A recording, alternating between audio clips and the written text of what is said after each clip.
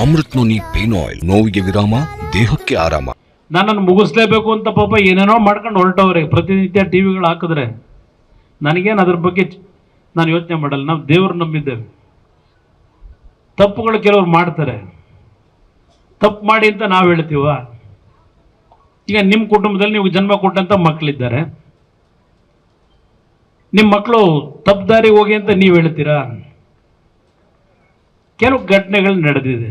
ದೇವೇಗೌಡರಿಗೂ ಅದಕ್ಕೂ ಸಂಬಂಧ ಏನು? ಕುಮಾರಸ್ವಾಮಿಗೂ ಅದಕ್ಕೂ ಸಂಬಂಧ ಏನು? ಈ ವಯಸ್ಸಿನಲ್ಲಿ ಒಬ್ಬ ಮಾಜಿ ಪ್ರಧಾನಮಂತ್ರಿನ ಅವನ್ಯಾವನೋ ಒಬ್ಬ ಚಾನಲ್ನನು ಏಕವಚನದಲ್ಲಿ ಪದ ಬಳಕೆ ಮಾಡ್ತಾನೆ ಅಂದರೆ ಬಹುಶಃ ಆ ಪದ ಬಳಕೆ ಏನಾದರೂ ಈಗ ಬಂದವರಲ್ಲ, ಈಗ ಚನ್ನಪಣ್ಣ ಉದ್ಧಾರ ಮಾಡ್ತೀವಿ ಅಂತ ಅವ್ರ ಬಗ್ಗೆ ಮಾತಾಡಿದ್ರೆ ಇಷ್ಟೊತ್ತಿಗೆ ಆ ಸ್ಟುಡಿಯೋ ಬೆಂಕಿನೇ ಹಾಕಿರೋರು.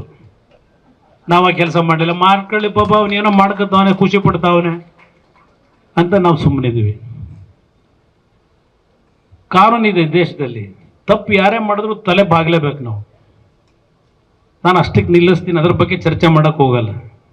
ಈಗ ಪಾಪ ನಾಳೆಯಿಂದ ಈಗಾಲ ನಮ್ಮ ಅಧಿಕಾರಿಗಳು ಗುಲಾಮರಾಗೋಕ್ಕೂ ಒಂದು ಇತಿಮಿತಿ ಇದೆ. ನಿಮಗೆ ಇಬ್ಬರು ಅಣ್ಣ ತಮ್ಮಂದರಿಗೆ ಅವ್ರು ಗುಲಾಮರಾಗಿ ಕೆಲಸ ಮಾಡೋಕ್ಕೂ ಒಂದು ಇತಿಮಿತಿ ಇದೆ ಅನ್ನೋದನ್ನು ಅಧಿಕಾರಿಗಳು ಮರಿಬೇಡಿ.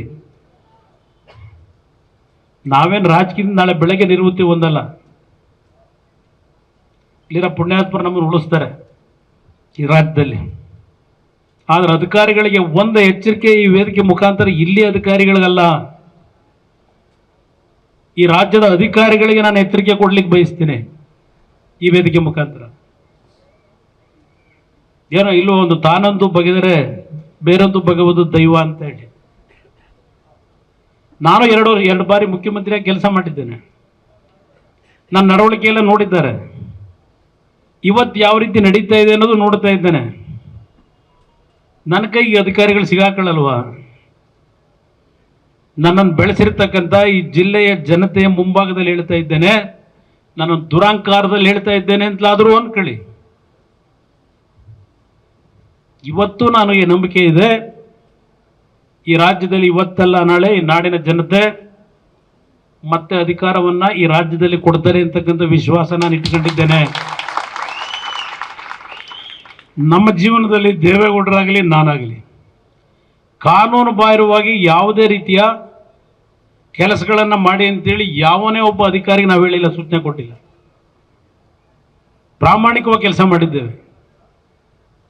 ಇವರಿಬ್ಬರು ಏನೇನು ಮಾಡಿದ್ದಾರೆ ಗೊತ್ತಿದೆ. ಈಗ ಏನು ನಡೀತಾ ಇದೆಯಲ್ಲ, ಇದು ಪ್ರಾಯಶ್ಚಿತ ಮುಂದೆ ಏನು ನಡೀದೆ ಅನ್ನೋದನ್ನು ಕಾದು ನೋಡೋಣಂತೆ. ಈ ಅಧಿಕಾರಿಗಳಿಗೂ ಹೇಳ್ತೇನೆ, ಯಾವ ಪಟ್ಟಿಗೆ ನಡ್ಕೋತಾ ಇದ್ದೀರಿ. ನಾನು ಇಲ್ಲಿ ಚನ್ನಪಟ್ಟಣದ ಅಧಿಕಾರಿಗಳಿಗೆ ಹೇಳ್ತಾ ಇಲ್ಲ, ಇವೇನೋ ಘಟನೆಗಳು ನಡೀತಾವಲ್ಲ. ಆಮೇಲೆ ಅದು ಯಾವುದೋ ಪಾಪ ಚಿತ್ರನಟದು ಕುಮಾರಸ್ವಾಮಿ ಡೆಲ್ಲಿಯಿಂದ ಕೂತ್ಕೊಂಡು ಅಧಿಕಾರಿಗಳಿಗೆ ಹೇಳ್ಬಿಟ್ಟು ನಾನು ಅರೆಸ್ಟ್ ಮಾಡಿಸಿದ್ದೀನಿ ಅಂತ ಅದಿನ್ನೊಂದು ಕತೆ ಕಟ್ತಾರೆ. ನನಗೆ ಸಂಬಂಧ ಇಲ್ಲದೆ ಇರೋದು ಯಾವ ಮಟ್ಟಕ್ಕೆ ನಡೀತಾ ಇದೆ. ನನ್ನ ಬೆಳೆಸಿರ್ತಕ್ಕಂಥ ಜನರ ಮುಂದೆ ಹೇಳ್ತೇನೆ, ಈ ಜಿಲ್ಲೆಯ ಜನ, ಅಲ್ಲಿ ಹುಟ್ಟಿದ್ದೆ ನಾನು ಹೊಳೆನರಸೀಪುರದಲ್ಲಿ. ಈ ಜಿಲ್ಲೆಯ ಜನ ನನಗೆ ರಾಜಕೀಯವಾಗಿ ಜನ್ಮ ಕೊಟ್ಟಿರ್ತಕ್ಕಂಥವ್ರು ನೀವುಗಳು.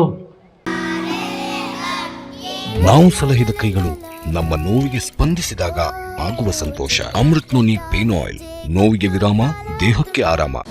ಅನುಕ್ಷಣದ ಸುದ್ದಿಗಳಿಗಾಗಿ ವಿಸ್ತಾರ ನ್ಯೂಸ್ ಯೂಟ್ಯೂಬ್ ಚಾನೆಲ್ ಸಬ್ಸ್ಕ್ರೈಬ್ ಮಾಡಿ.